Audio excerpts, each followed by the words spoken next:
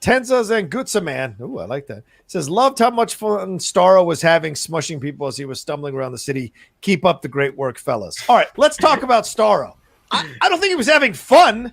Starro was a young starfish, space starfish, hanging out in the fucking cosmos, looking at the stars. He was going for a walk, in essence, and these colonialists essentially kidnapped him, put him on a spacecraft, put him in a box, then took him down to Earth. And the thinker, Capaldi, worked on him for 30 years.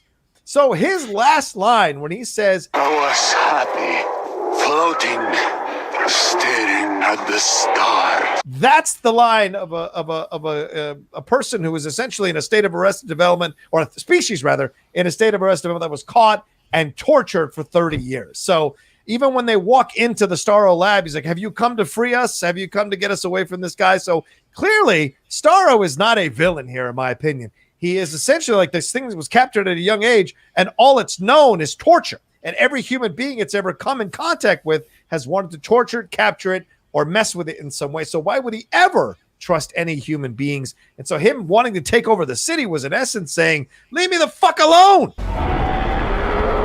What do you guys think about how Starro was portrayed in the film?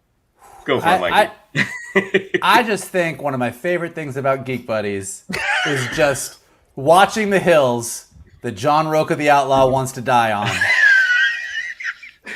There's been a lot of them.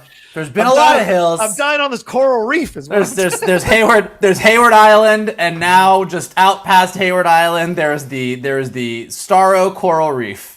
And Rocha is marching back and forth on that reef, and he's yelling at everybody to stay off his reef. Like, look, was Starro used by humanity? Yes. Was he experimented on? Yes. Is he a giant telepathic alien killer who would have wiped out all of humanity? Yes. Now, to the point that they made on the Streamlab, was he enjoying stomping on people? Fuck yeah, he was. Even by your logic, as someone who had been oppressed and tortured, he was super happy to step on his oppressors. I will say that Starro being a telepathic alien, I do disagree with you a little bit, that as he was absorbing everybody's face that he landed on and reading all their stuff, he probably got a little bit of a nuanced view of humanity and maybe realized that not everybody was as horrible as Thinker and the people that were experimenting on him, and he still was just going to step on everybody. So I don't know that he is the lovely starfishy snowflake that you think he is, but hey, you do you. But you do you. He's just looking at the stars. Have fun, Shannon. Johnny, I'm inclined to agree with you. Yes. Wow. This poor interstellar creature was minding his business when these astronauts brought him in and were taking selfies with him or taking photos. I don't know if they had cell phones, but they were taking pictures with him. And then this creature defended itself. And as you could hear, once the Thinker brought brought part of the team into sort of the holding cell, I mean, he was basically saying like that. You know, Greaves has done all this, he's done all that. Are you here to save us? Starro. I don't know if Starro is a he or a she, but Starro loses the moral high ground when they start ejecting little Starros, which was by far one of the grossest things I've ever seen. Oh my God. Agreed. 1,000%. But starts ejecting all the little Starros, taking over the rest of the city. I think that was the moment where Starro lost the moral high ground. But if I had to pick a side, I might be pulling up my boat to Hayward Island again with John. I'm just saying, you can't capture something and completely subject it to experiments and not expect it to flip out when it finally gets a little bit of freedom. And shooting the starfish out, I don't think it loses the moral high ground. What it's trying to do is defend itself and control any human that might kill it or hurt it, because that's all it's known from human beings is pain. So maybe you're right, Mike. Maybe the telepathic, whatever, but I don't know. I'm just saying that, like, look, regardless, I don't want to deal with Starro. Neither do I. I don't want to be there. I don't want to be there.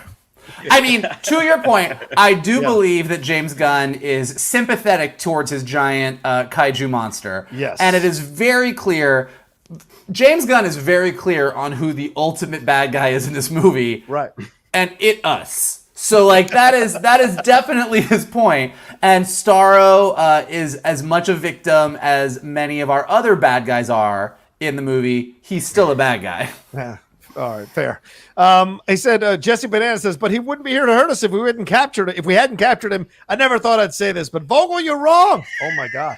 Jesse Banana turned on you. Listen, Jesse Banana. Listen, Jesse Banana.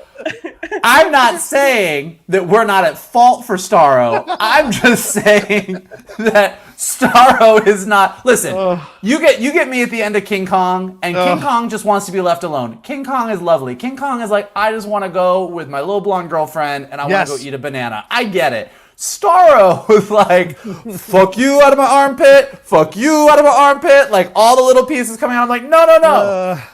He's no good. I like this. The Starro lives matter. I like this. I stand with Starro. I like this. Okay.